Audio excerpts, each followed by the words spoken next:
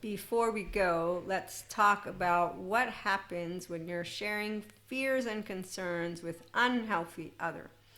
So the ones who don't live our lovely mindful and or spiritual life or loving, and your 5D mystic here also. So 4D doesn't do 5D mystic stuff because they don't do the forgiving, the loving. They have energy vampires, dark auras, and all this other way that they talk tragedy. Okay, like they talk about divine feminines and divine masculines being tested and testing each other. And so anytime you hear somebody testing somebody, you know that that's an unhealthy other, because they have characterological distinctions, judgments, and this testing business sounds to me like you don't own your 1 year old, 2 year old, 3 year old, so you don't know that you are lovable just the way you are, okay, and that you don't need to do any shaming of each other or faulting or blaming or, okay. So with that being said, when you are a whole self, healthy self-worth, healthy other doesn't get tested. Nobody's testing us and we're not testing anyone. We come in and we get to know each other.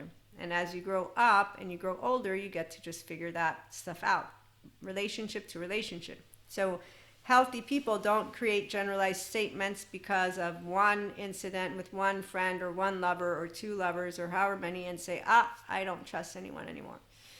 We have a lot of different ways that we learn, and it's by processing emotions, one with curiosity, continuing to speak that truth. We get to continue being playful as we've been discussing, and we get to stay open-hearted. So we don't have a shielded heart. Our heart gets to be repaired because we are those cosmic lovers, if you will. And so like my heart got to go through a lot of nice transformations. Obviously in the moment we are hugging and wishing. No, we're hugging and finding others who hug, and we're expanding with those others. So healthy others are who we get to share those moments of life with authentically. They are in their ventral vagal state, and so are we. And so we transmute pain not by being in a laundry basket or suffering like that Zen master, or people who are not yet in their ventral vagal state when they are. So the people who don't mindfully live and or spiritually live, they don't have consistently on the ventral vagal state and prefrontal cortex. The ones of us who do, it's because our bold steps forward are with our mindset in that inner growth, neutrality and duality. So we're crossing consistently left and right together. Our body, we are uncharged, but we have emotions coming up, and we reconcile the emotional, good, bad, doesn't matter. We don't use those words, but whatever of those emotions are arising, we say, okay, here's my moment. Come in, Krishna Lila. Come in, curiosity. Let's have fun. Kind intention. So I'm focusing my attention. I have awareness, and then I have kind intention. That's me using the words. What's coming up? Let me be curious. So I'm balancing in my inner growth mindset with mindsight and mindfulness, neutrality and duality, and then I'm expanding. Okay, so no matter what happens when I'm sharing fears and concerns, whether it's with a healthy other or an unhealthy other, I will be able to expand from that moment. And I will be able to continue to encompass all and love and grow more loving. And that's why the 5D Mystic here can tell you there's no saga or drama with our twin flame or flames or soulmates or our oversoul. And what I can also share is that you learn how to continue to embody yourself while making use of your knowledge for future relationships. So for example, with facades, I learned from my one friend how facades work. Then I learned from attachment trauma experts how those facades, they will not be their true self unless they go and get reparented by their own self, EMDR, child parts work, and somatics. So as long as you have a person who doesn't know how to manage their own self and bring to healthy boundaries, which means that we're having a fun time all the time, not just sometimes, or it also means that if I'm having a mood, I'm able to talk to you about it, or I'm able to explain myself, I will want to. Okay, so we're bringing in consistent, reliable lover conversations or bond conversations. Okay, our theme of today, whether polyamory or monoamory, the reliant, consistent lovers and bonds are people who know their self and how to lead with healthy. And healthy, again, is a restorative embodiment, self-aware, accountable, regulating person by mindfulness and spirituality, or one or the other choice. Cool. So mentorship supports those who want to do more of bliss and depth of emotional experiences and put it into practice in the moments where life hits you with unknowns, uncertainties, and unwanteds. You deal with an open heart from within and you continue the flow state, which is really awesome. So when you are sharing something very meaningful and you are feeling that you can share it, so if you think that it's a safe connection and you get backhanded, shot through the heart and you're to blame, you give love a bad name. No, so we don't blame, but we'll know that that isn't love. So that bad name is where, when you think of and are aware of Stephen Porges, he wanted to write a book on love, that it is when you are securely attached. His publishers, or publishers in general, said, no, people won't read it. They want to hear the suffering stuff. Okay, so those people, to me, they give love a bad name, like the song does, though. But the song is fun. I like the tune of it, not all the lyrics of it. I will not apply the you give the love the bad name in the sense of let me blame you. I will just know that you don't know love because you're not a securely attached human being who knows how to take accountability, responsibility, and be aware of yourself, and then care to live a life of meaning and connection beyond your solo self. So true spirituality, or meaningful in a mindful way. Okay, so you don't have to be spiritual, but you can be mindfully aware and then say, you know what, here. So having the compassionate stance, which would mean that you have that prefrontal. But the amygdala needs to be alerted to me. So that's the part of where, if you have been determined in the absence of the kindness stuff, going to reclaim it first is what's going to lead you out of that dysregulated and modulated. And that's the embodiment of a not secure, not person who's integrating their brain. So I've seen people who want to stay within the modulated embodiment. They think they need boxing gloves. It's the teenager attitude is what I call it, or the adaptive child part. And so again, we're going to have people who stick to the human suffering love narrative, and those who will instead move into where we are at here at 5D Collective, IHP Land. When you share with an unhealthy other, therefore when it's a Cusco, it's going to be Cusco justifying everything that Cusco does until the end.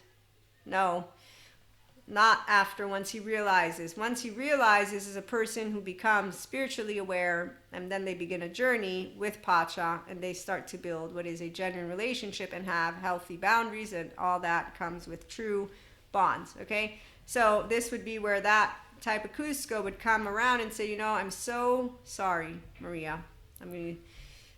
I know that you shared with me the depths of what you are and who you are, and you took me across the, whatever, as Pacha does, and I accused you of wanting to derail me, because he does this. Okay, so I'm using the Emperor's New Groove story. I accused you in your face, and I was really tricking myself because I was upset that you were right. And so this is the part, and someone who's healthy would say, it's not about right or wrong. Let's not use those words, shall we? Let's just say that you had a blind spot and more, which was that Isma was a healthy other and she's not. So long story short, you would have a conversation. And if you're aware of attachment trauma and you're aware of not casting characterological distinctions on people, because you don't judge people.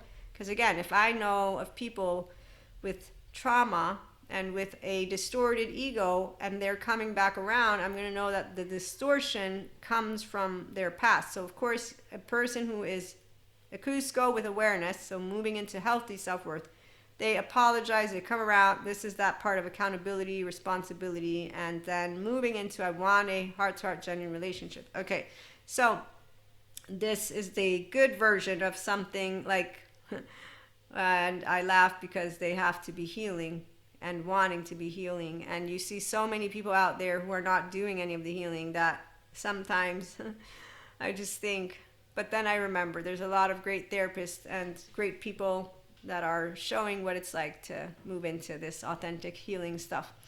So we know that there are going to be people who get to move their self into healthy relationships with us and others. Okay, but let's use when you have not a Cusco that comes back around and apologizes and or recognizes where the I can totally know what happened was a big thing. Okay, So when you have the ones who are unhealthy, you're going to have their consistent distortion of what happened. So like my facade friend, you've heard about that story. And the consistent distortion is that they have not to this day remembered what we talked about when we came back together and I spelled out to them what had taken place. So to them, my version, my subjective experience was not important or valid, and it was not in fact stored in their memory bank, which is why when they went to repeat to me what we had talked about, it was distorted, which is an indication of a Cusco without becoming aware of himself. Okay, so I have a squirrel from Cusco land, or an Yzma. Okay, so now that I know I have a squirrel or an Yzma, I got a buffoon who's going to maintain that unhealthy, which is a dysregulated, not necessarily. It's going to be a modulated, not necessarily. This is the part. I don't know if I can use those words, but they're definitely going to be the teenage version of themselves. Okay, so they didn't heal their abandonment, rejection, any of their insecurities. Okay, so they're leading with what I call that karma wheel, because they're young, 0 to 8, with that 16 is in the lead, and they're now stagnating energy. So it's not good or bad. This is a Cusco without a Cusco becoming aware, but it is kind of like the Cusco where he gets to the end of the story and he really, really wants to live next to Pacha. Okay, so we can say that it's that, but it's a person who's dissipating. So there's different types of groups of people, if you will.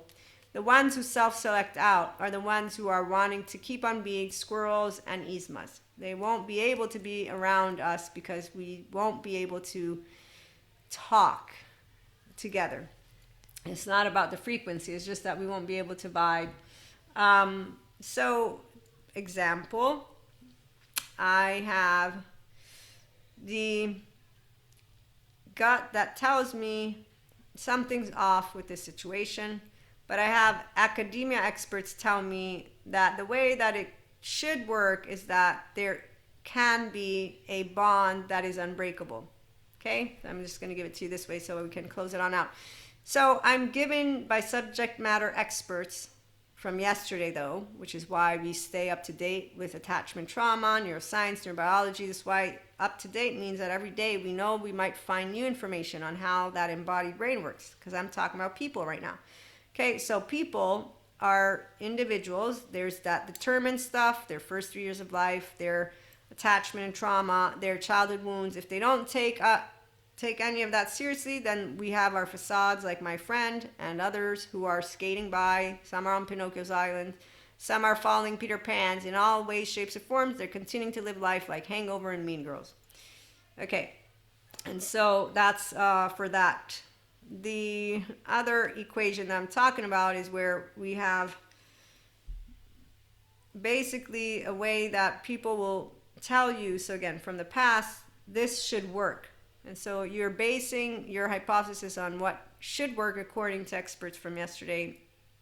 The way that you get to keep learning is by becoming a person who's aware, as I'm trying to explain to you right now, that every day something new might come out. And the more you do this flexibility, adaptability, coherence, energized stability, the more you are integrated. This is why you're on that mental, emotional, physical intelligence scale and keeping up with all these different pieces of information in a fun way. You're not boggled down. Your brain isn't weight. It's not hard. It's not hard to think or feel. Okay, so that's a better way to put it. And that's the flow state that the neuroscientists, they can talk to you about, and that's because we have integration and we have the restorative embodiment self. And so that's my rest and rejuvenate. So you see me being energized because my energy body is a whole 3-year-old heart. She's here, right here, whole. I'm my authentic self. I'm not struggling inside. As I'm thinking, I'm not trying to be right or wrong. No, I'm teachable. I'm still an open. I'm empty, but I'm full. But I'm having a good time. Okay, so I'm playing with my balancing mind because I'm not weighed down by any of the information. Why? Because I don't have the laundry that Zen master has. Because I'm not looking into information to fix anything. I'm being curious of information, which is what the ventral vagal state does when you are consistently in your prefrontal cortex because you have an integrated brain. I'm not scanning Maria and others. I'm not speaking to you to make myself look good, to sound good, okay? I'm having a good time right now. So that's why I'm here.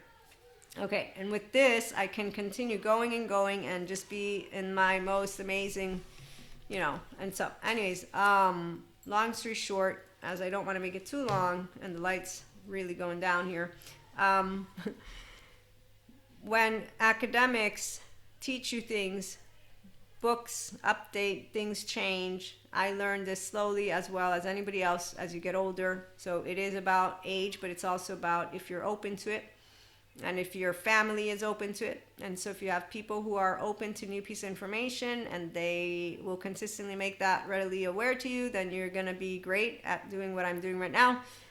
As I learned to do this is because, so in this story that I won't share all of it about, the only reason I disregarded my gut was because I learned from subject matter experts on how relationships and trust can work. This was from a political scientific to an international relations and diplomacy. So it's a very specific way of learning in my different courses, between negotiation, warfare, all that stuff. So I was under the awareness from sociology to psychology to social sciences and humanities that this is how people will work. They were erroneous. And my gut was right. And so that's the part of where you learn from your own self to, one, be open, and that people are people. And every person is going to make a way that they will think something. And this is something that's not uncomfortable for a person who creates relationships based on just wanting to share life. So you don't say, I regret sharing fears, concerns, vulnerability, and intimacy with a person who used what happened and what we shared against me. You don't do that. You don't say, I'm going to shield my heart. For me, every step of the way, I've just learned about that person, about those people. So you learn about the unhealthy other. And you leave it alone. If they're a Pacha with a Cusco, great. If they're a squirrel, they're not going to be around Pacha. If they're an Isma, they won't be around Pacha. Pacha can handle Isma and the squirrel and Cusco and all of them, because that's exactly why physical, mental, and emotional intelligence come with a prefrontal cortex. And so the part of there being no devil, evil, demon in any person who has unhealthy self-worth, it's a person who can make use of a Patrick Tiahan and get themselves up to date with a flexible, adaptive, coherent, energized, stable brain, and out of the stories of their being, inherently good or evil, and remembering that we are each a person with a story, and the story begins with our 3 years of life and implicit memory, and then our 8, and so humanizing it is what I'm trying to get to. So yeah, when you get to expand and be one, in my case, a 5D mystic, spiritual, and mindful, self-help, living and loving person, it's really fun. You have more fun. And when you meet healthy others, you know how awesome it is to share fears and concerns, because they are going to be there consistently with reliability as lovers and bonds. So they won't use your words against you. They won't use your emotions. They won't do any of that. They will be a person who has no judgment, casting a stone, or characterological distinction. They also are people who enlighten and know humanity continues to expand. So they're full of life and love, secular or spiritual. In all and every case, we hold love and humanity in the forefront. So it's great to be here with new stories as we take trauma seriously, healing it with a good therapist doing that, and then we continue here with self-help, mindfulness, and just being able to be healthy others for those who are becoming their own healthy others, and so on and so forth. And to say, it happens when you take a leap of faith and you share your most intimate self with someone and they do shot through the heart, not you're to blame. They do not that real one. It's the individual who, unaware, again, no justification, like Patrick Tiahan says, hurt people don't have to hurt people. They can get on board with their good therapy. It's I find it hard to believe the first 3 years of life mean shit. No, they don't, Maria. So we have that. We have resistance to the information, and that's something of, again, I accept defeat. There's facades out there. They give them a reason. They give them a reason to keep on doing squirrel land. I have so many stories I could share, but I'm not going to right now. Right now, I'm going to say thank you for stopping by. We'll be back with more. Have a good one.